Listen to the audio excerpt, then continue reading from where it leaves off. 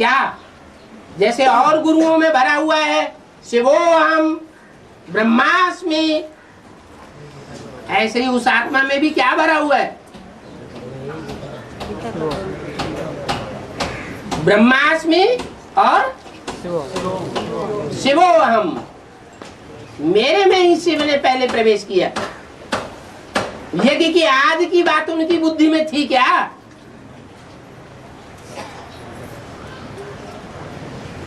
जो यज्ञ के आदि में साक्षात्कारों का क्लैरिफिकेशन मिला, उस बात से उनकी बुद्धि में ये बैठा कि ये भगवान ने बताया हमको। उनके अनुभव में ये था कि ये व्यक्ति बहुत सच्चा है, ईमानदार है।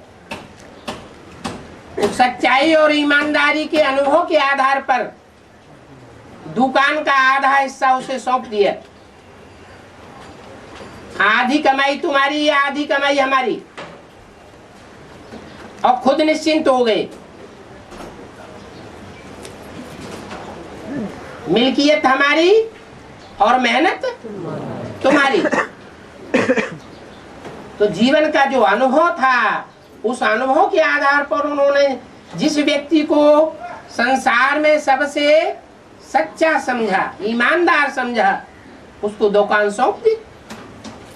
लेकिन क्या ये बुद्धि में बैठ गया कि ये भगवान का रूप है, इसमें भगवान ने प्रवेश किया? नहीं बैठा। और न बैठने के कारण मुरली में जो बोला हुआ है, यज्ञ के आदि से ही ये धोबी घाट चलता चला आया है।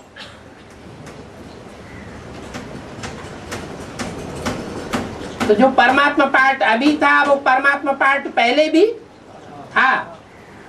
पहले था प्रजापिता ब्रह्मा के रूप में। ब्रह्मा के रूप में जो पार्ट बजाने वाली आत्माएं हैं, उनमें जो मुख्य है उस रूप में। लेकिन ये ब्रह्मा बाबा की बुद्धि में नहीं बैठ सका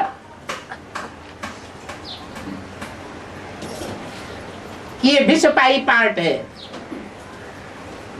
ये हजम कर सकता है। योगियों का ईश्वर के रूप में संसार में प्रत्यक्ष होने वाला है। इसलिए संसार में जब अपोजिशन हुआ तो ब्रह्मा बाबा तो डर गए।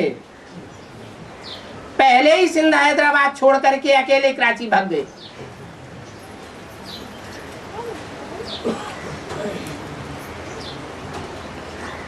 जो बना बनाया महल तैयार हुआ पड़ा था, अकेले जाके धूनी रमा दी। फिर सन 47 में जब हिंदुस्तान पाकिस्तान का बंटवारा हुआ, उस समय जो कन्याएं माताएं 7-7 तालों के अंदर डाली गई थी,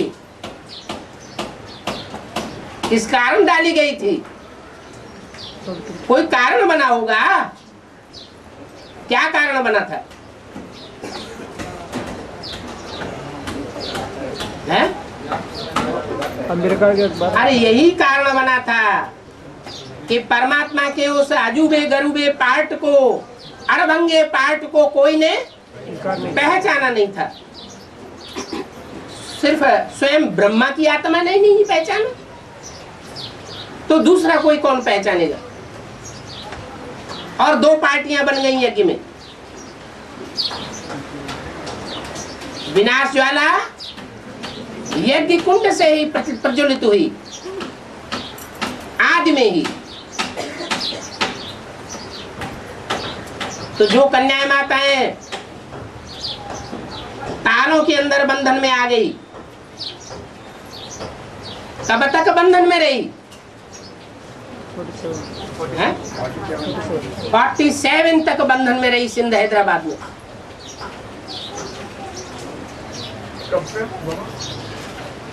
उसी समय से, शुरुआत से थी, जब से झगड़ा हुआ दो पार्टियों के बीच में।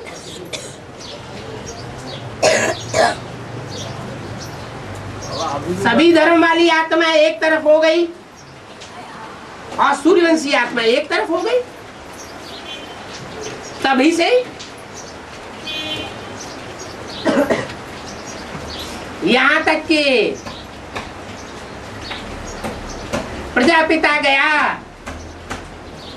तो प्रजापिता के पीछे वो प्रजा माता भी नहीं गई,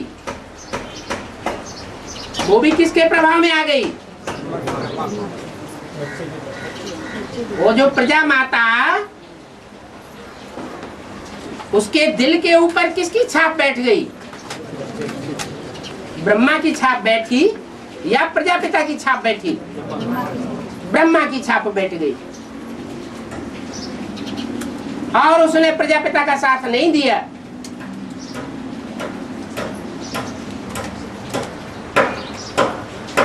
सिर्फ इसी बात को लेकर के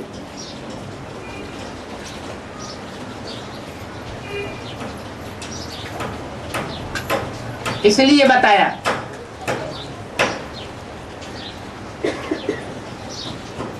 कि एक होता है ज्ञान को सुनना और सुनाना। ज्ञान को सुनने और सुनाने की फाउंडेशन किसके द्वारा डाली गई है? माता के द्वारा। जिस माता के द्वारा ज्ञान सुनने और सुनाने की फाउंडेशन डाली गई, वही माता रावण के पंजे में आ जाती है।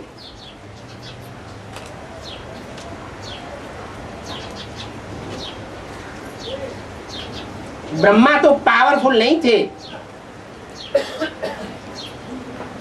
पावरफुल होते तो 68 में हार्ट फेल नहीं हो जाता। बच्चों का मुकाबला करते।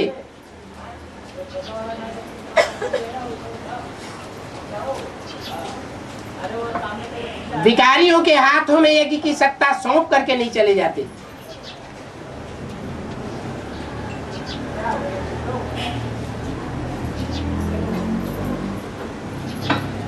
अब